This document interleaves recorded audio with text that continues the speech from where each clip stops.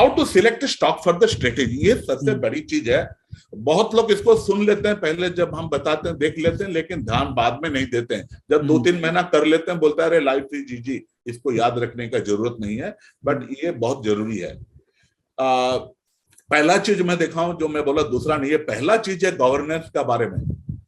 जो आप ऐसे एक कंपनी का शेयर चुने जिसका प्रोमोटर को सब जानते हैं कि भाई ये लोग अच्छा गवर्नेंस है, कई सारे हैं इंडिया में तो भरे बहुत सारे हैं, इक्का दुक्का 2-4 थोड़ा वो तो हर एक बिजनेस में हर एक जगह पर मिल जाते हैं, लेकिन बहुत सारे प्रोमोटर बहुत अच्छे हैं।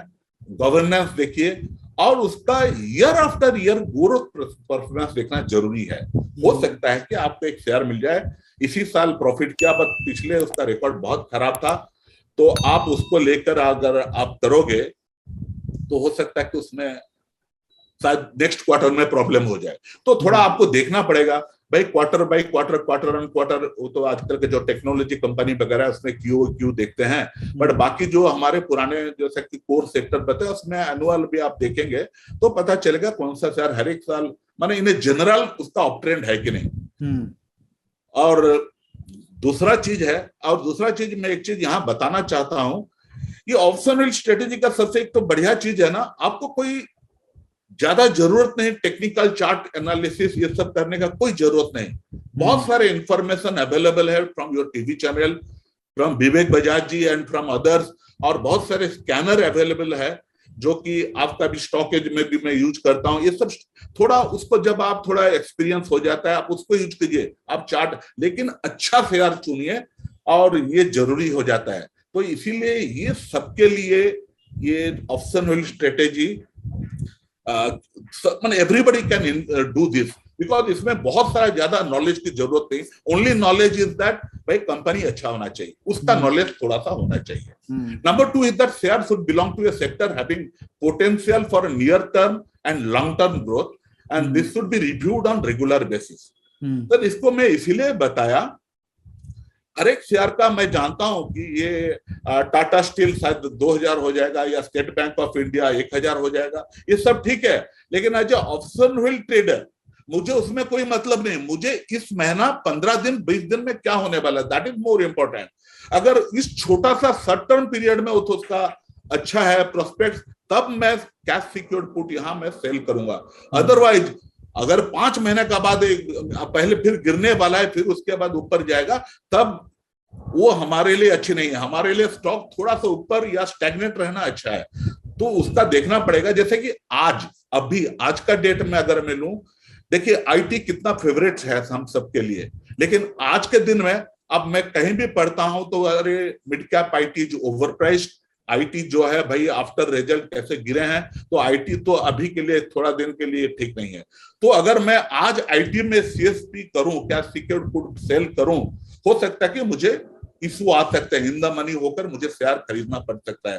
थोड़ा ये चीज ध्यान देना पड़ेगा। लॉन्ग टर्म तो हमेशा अच्छा होना है, लेकिन थोड़ा शॉर्ट टर्म का नजरिया भी रखना पड़ेगा। Sure. Number 3 है the share price has a strong possibility for growing up in short or medium or long term. ये मैं बता दिया आपको, शॉर्ट मीडियम लॉन्ग टर्म में ऊपर जाना चाहिए, because it is a bullish strategy basically, and it should be in the एफ&ओ लिस्ट ऑफ एनएसई। थोड़ा मैं स्माइली दे दिया हूं क्योंकि आप इसी से ही कर सकते हो, जो एफ&ओ में नहीं है आप उसमें कर नहीं सकते हैं।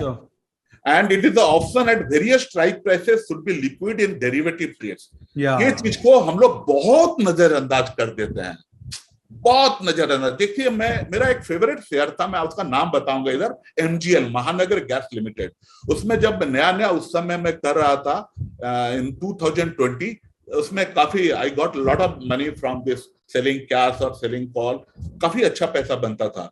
लेकिन फिर क्या हुआ, मैं देखने लगा धीरे धीरे कि ये जो इसका जो ऑप्शन का जो वेरियस स्ट्राइक प्राइस है, एंड स्पेशली बिटवीन जो 100 का जो होता है उसके बीच में जो होता है 20 या 40 या 50, वो इतने लिक्विड है, उसमें इतने गैप है कॉल, बीड और आस्क में, तो आपको अच्छा प्राइस नहीं मिलेगा। आपको जो होता है वो लीकेज हो जाएगा, आपका जो प्रॉफिट है ना उसका फायदा नहीं मिलेगा।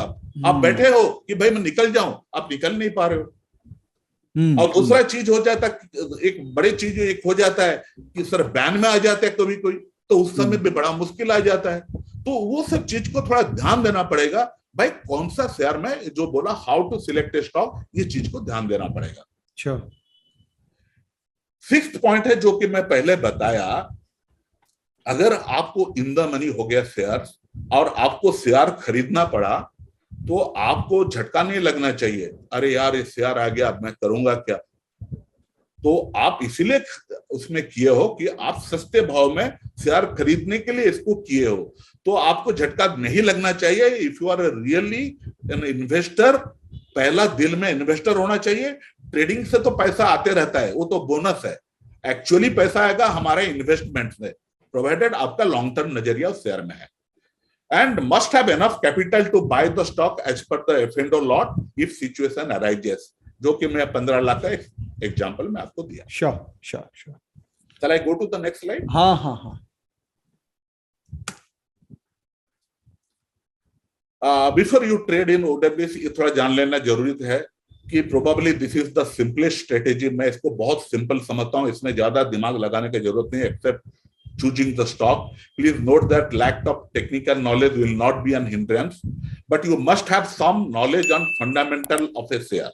Okay. आपको अगर फंडामेंटल का बारे में नॉलेज है, जिसके लिए कि आपका सोर्स होगा ईटी है, न्यूज़पेपर्स है, बिजनेस न्यूज चैनल है, आपके ब्रोकर भी है, एंड ऑलमोस्ट जितने शेयर मार्केट में ये सब जितने आप ये लोग कर रहे हैं, इसमें एक चीज है कि कंसिस्टेंट मंथली इनकम मिलेगा। Must know minimum basic knowledge of future and option, should be aware of danger of trading in derivatives. आप ये कोई लड्डू नहीं है जो each and everyone can do it. थोड़ा अपना नॉलेज बढ़ाइए। अरे को कुछ लोग बोलते हैं सर मैं नौकरी कर रहा हूँ, नौकरी छोड़ दूं क्या ट्रेडिंग करने के लिए फुल टाइम? तो सबसे पहले चीज, अरे पहले तो थोड़ा प्रैक्टिस करो, जानो सब्जेक्ट के बारे में। विदाउट दैट अगर आप आ जाओगे, ऐसा नहीं कि it is not an easy thing.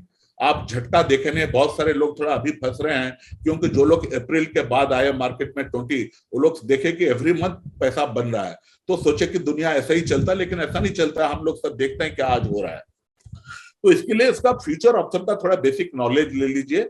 और मैं उसके बारे में तो कोई वीडियो बनाता नहीं, क्योंकि बहुत सारे विज्ञ व्यक्ति है, बहुत नॉलेजेबल पर्सन है। आपका अपना वीडियो जो है ट्रेनिंग दिए हो, वो सब बहुत अच्छे हैं, उसको थोड़ा सीख लो पहले, फिर इसमें ट्रेडिंग में आओ। Before that, please don't come because you have got 15 lakh to pay.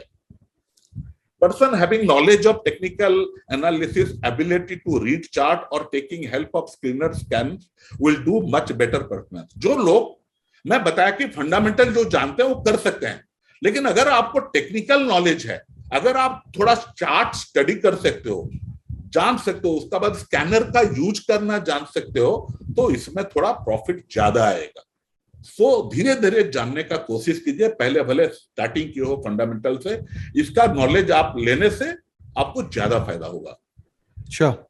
Then fourth is don't put full capital in broker's account.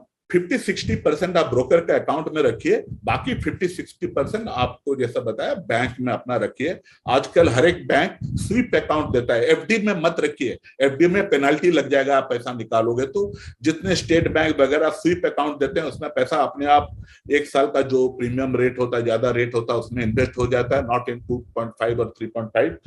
और कुछ स्मॉल बैंक है स्मॉल, जैसे कि उज्जीवन जाना ये सब है, तो वो लोग थोड़ा ज्यादा इंटरेस्ट देते हैं इवन सेविंग अकाउंट में।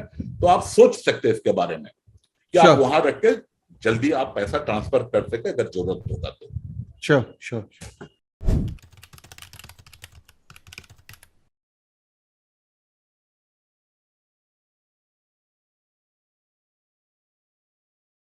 Investments in the securities market are subject to market risks. Read all the related documents carefully before investing.